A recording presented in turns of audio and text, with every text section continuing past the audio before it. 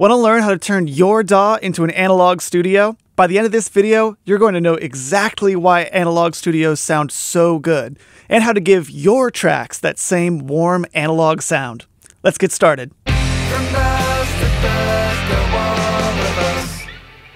Hello everyone, Dylan here with Musician on a Mission, here today with another quick mixing tip for you. So this one is going to be on analog gear, talking about why it actually sounds the way it does, like why analog gear is so sought after, and what we can do in the box to actually recreate that sound. But before we start, we are actually giving away our entire treasure trove of mixing cheat sheets.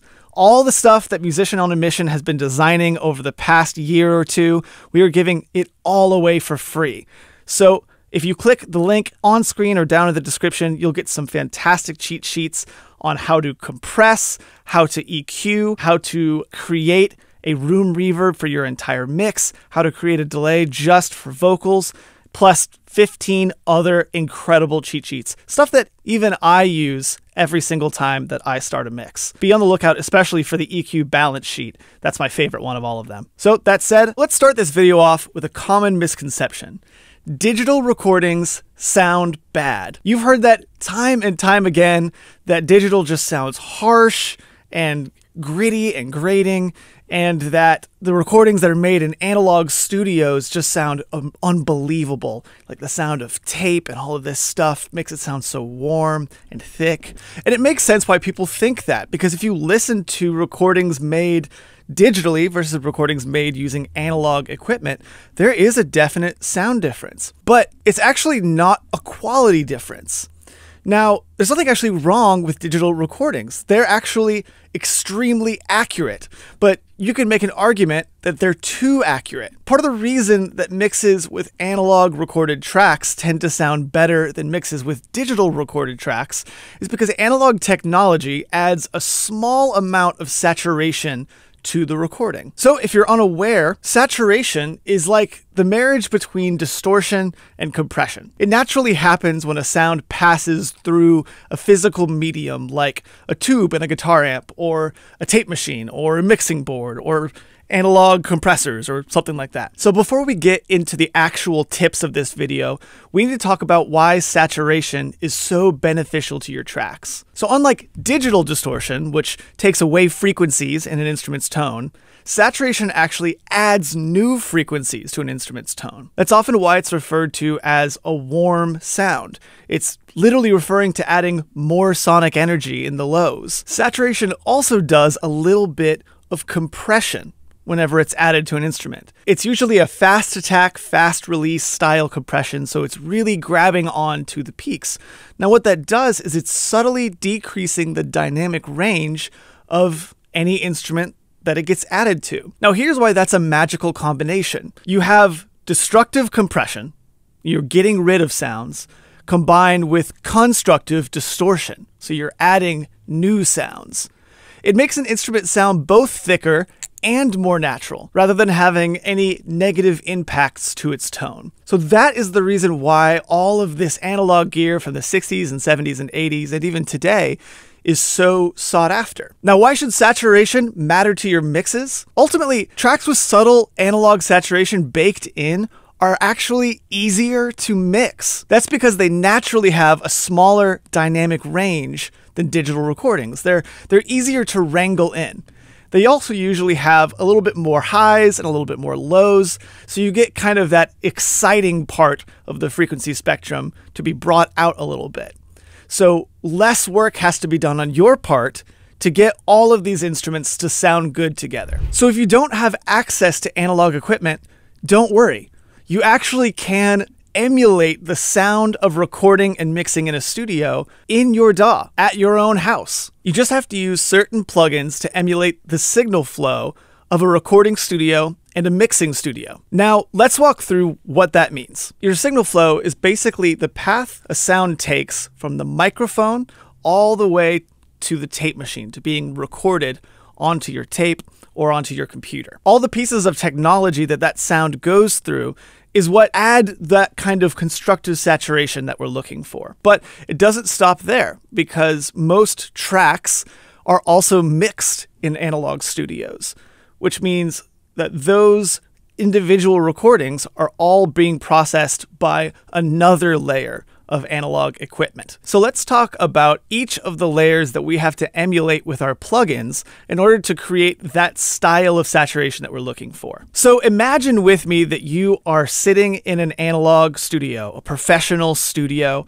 You're out in the tracking room and the engineer is inside in the control room, and you're about to sing a song. After you begin to sing, the sound goes through the microphone into the control room. Now, the first thing that sound hits is the preamp of that studio's channel. Now, what a preamp does is it turns up the gain that's being added to the microphone. If you've done any recording yourself, you've used these before. Any audio interface is going to have some kind of preamp to turn the level of the microphone up so that you can actually record. But really good preamps tend to add a little bit of this saturation. Now, the next thing it's going to hit is the actual track on the tracking board. Now, imagine just those giant boards that you see in control rooms and studios. Each one of those individual tracks has different components on it that add this saturation that we're talking about. So we're going to need to emulate that. Then the next thing that this sound is going to hit is the tape machine. It's going to go through the preamp, through the board, and into the actual tape machine that is being used to record this session. So we're going to need to emulate tracking tape. Now, after the session's been recorded, then it's going to move on and go to the mixer. Now, that mixer is going to have his or her own mixing board and is going to run that sound into it. So we're going to get another layer of saturation. Now, that sound is going to go from its own channel into the mixing board's summing channel, which is basically where all of the different sounds of a mix flow into. In a DAW, it's known as your stereo output. That is going to add another layer of saturation. And then finally, it's going to flow into another tape machine. It's going to flow into what's known as the master tape. This is basically the end goal of every single sound that's being recorded. Once it's recorded onto the master tape, nothing else is going to be added to it in the mixing process. So that means there's 4 stages that we need to emulate before we start to mix, and then 2 stages that we need to emulate after the mix. The stages that we need to emulate pre-mix are the analog preamp, the analog tracking board, the tracking tape machine, and the analog mixing board. And then we also have the final 2 steps, the analog mixing board's summing channel and the master tape, that we need to be putting on our own mix bus so that we're making sure that we are constantly mixing through those 2 sounds. That way we are going to get a full picture of what it would be like to actually record and mix this song in an analog studio. So how would we actually go about doing this?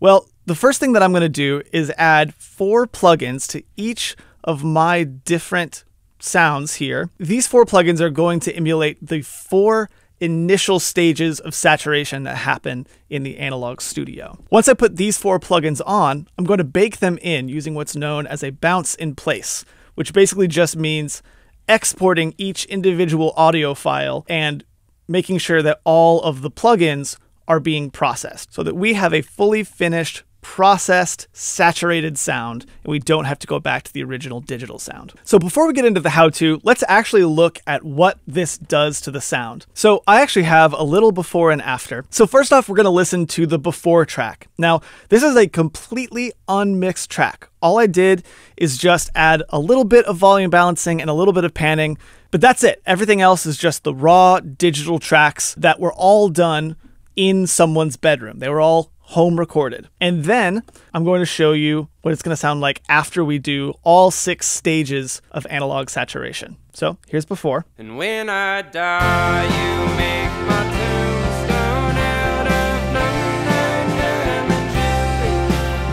Turn my body into gold and shape it into chains and rings. Okay, and here's after. And when I die, you make my tombstone out of number 9 diamond jewelry. Now I'm going to go back and forth for you because it's going to be a lot more obvious there, but you are going to hear a lot more top end, you're going to hear a lot more low end, you're going to hear a little bit more compression and consistency. Let's do before and after. So here's before, then here's after. Before. After. And I didn't change any of the volume. All of this was gain staged, so the volume of each one of these instruments is the same. But because there's been so much added into the top end and the bottom end, and so much subtle compression that's been done just because of all of these different stages of saturation, you know, we get this almost mixed sound, even though there's been no mixing actually added to it. So let's look at the 4 plugins that you would use to get these 4 stages of saturation. The first stage, as we talked about, is the analog preamp. That's the thing that turns up the gain of the microphone. So there are tons of different emulation plugins that you can use to actually emulate this sound. For me, I'm going to use a Neve 1073 from Universal Audio. So you can see it literally looks like a tracking board. So what I'm going to do is I have a little preamp up here, and I'm just going to turn it up a little bit. I don't want to absolutely kill it. I don't want to clip it or overly distort it or anything.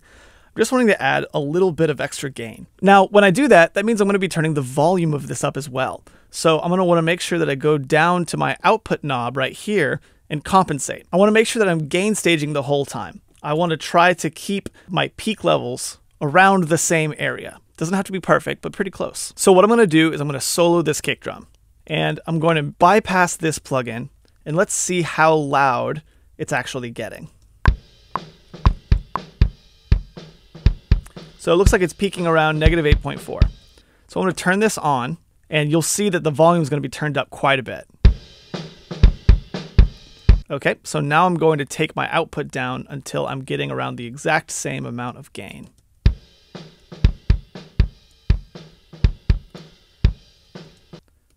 That off. So we're shooting for 8.4.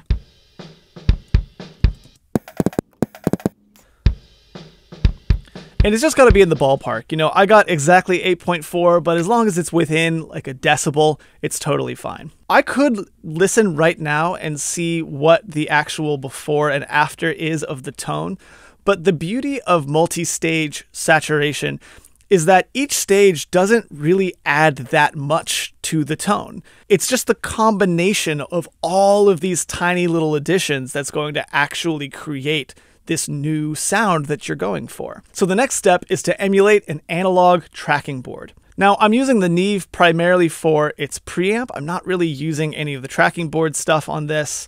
So I'm actually just going to go in. I'm going to use Slate's virtual mix rack. I'll get out of all this. And they have a wonderful set of plugins, basically called their virtual channel collection.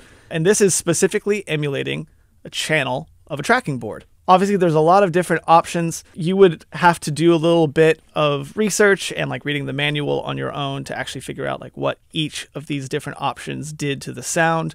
But as I said, overall, it's pretty subtle. But I'm going to stick with Brit N because that's actually their emulation of the Neve, which is the same thing that I'm doing over here. And same thing as before, let's try to get to an 8.4. And I want to increase my input so that I'm getting, you know, around sort of 3 to +1 in the VU range. That's usually where the best saturation usually lives.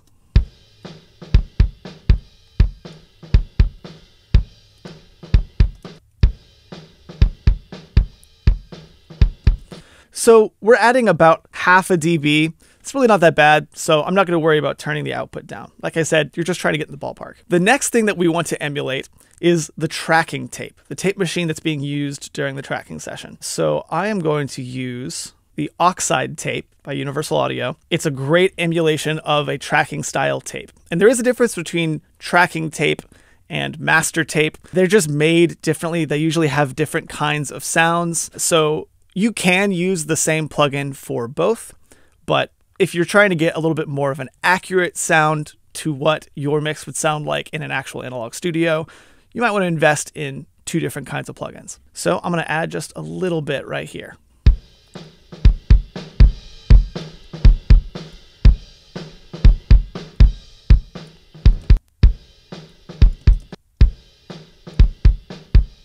Okay, So it's peaking around -8. And then finally, we need to add an emulation of the analog mixing board. So I'm actually going to go in here and add another virtual mix rack because we want another channel, get out of all this stuff. And this time I'm going to set it to Brit 4KG because that's basically an emulation of the famous SSL 4000 G series. That console is legendary and I honestly really like the tone of it, so I'm going to just leave it there. Cool. Okay, so let's do a quick before and after. So here's before. Here's after. Now we've had hardly any increase in volume, and yet all of a sudden it sounds way more thick. It sounds like there's a lot more top end and a lot more low end, maybe a little bit less mids, but ultimately it sounds thicker, it sounds more exciting, it sounds more like the kind of kick that we're used to. Now, I could go through and do this on all of these different tracks, but honestly, like I said, the point of it isn't just to get the kick sounding good. The point of it isn't just to get the guitar sounding good. The point of it is to create consistency in the entire mix. It's to create that glue that analog usually gives to all of these different instruments. It's to make it easier to mix. So ultimately, I really only want to see what it sounds like on everything, not just on one track. So now that we have our 4 stages of saturation, we want to bake that into the audio. We want to be able to move on to our mix without having all of these extra plugins cluttering up our entire session. Plus, this is going to save you a lot of CPU power. Honestly, if you were to have all 4 of these plugins on every one of your audio tracks while you were mixing, your computer would probably start to crash by about halfway through your mix. So we want to bake it in because if this was recorded in an actual studio, it would already be baked in. So every single DAW is going to have a different way to do a bounce in place or a track export, it might be called.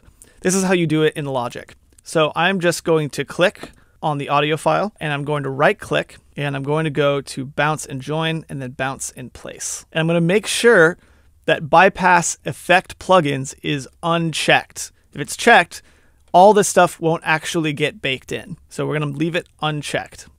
Hit OK. It's going to take a second and export this region. And now suddenly we have our new audio file, but you can see it doesn't actually have any of the plugins on it. But if I was to unmute this and hit play and switch back and forth, you wouldn't be able to hear any difference. Here's the original one.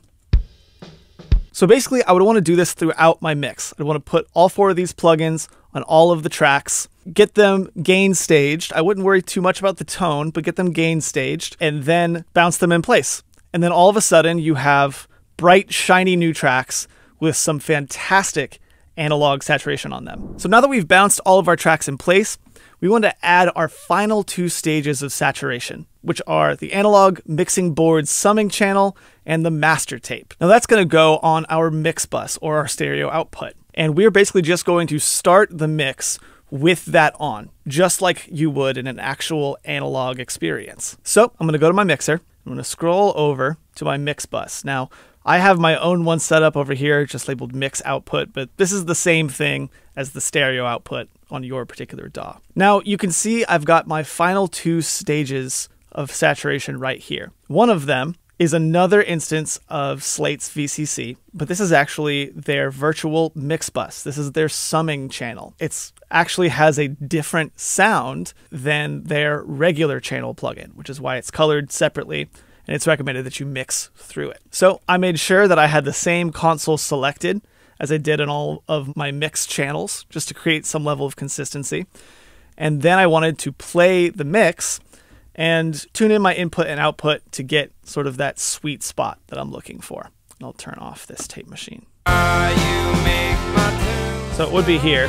So this is too much, because then we're getting some pretty aggressive distortion and compression, and you know, we don't really want that. We want subtlety.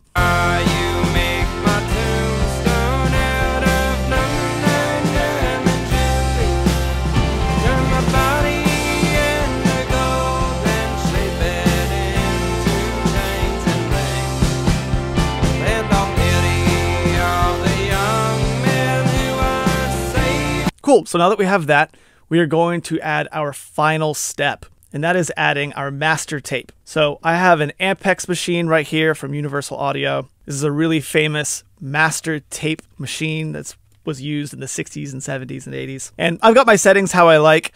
All of these plugins are going to have different settings and different options that you can use. So I'm not necessarily going to go through a tutorial on how to set these things up, but ultimately the manuals in these plugins are honestly really, really helpful. So let's hit play and make sure that we're sitting around our sweet spot.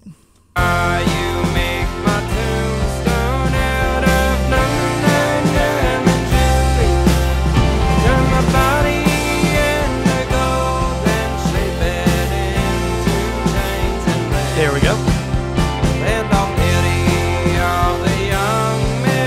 Great. Now I want to turn up and down my volume just to make sure that I'm still getting around the same peak level.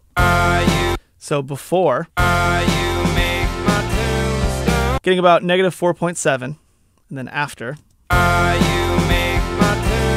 Okay, so we could probably lose a dB.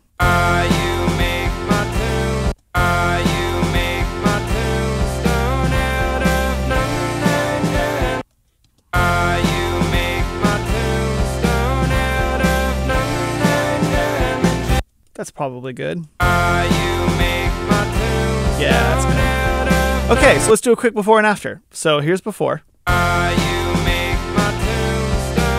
Here's after.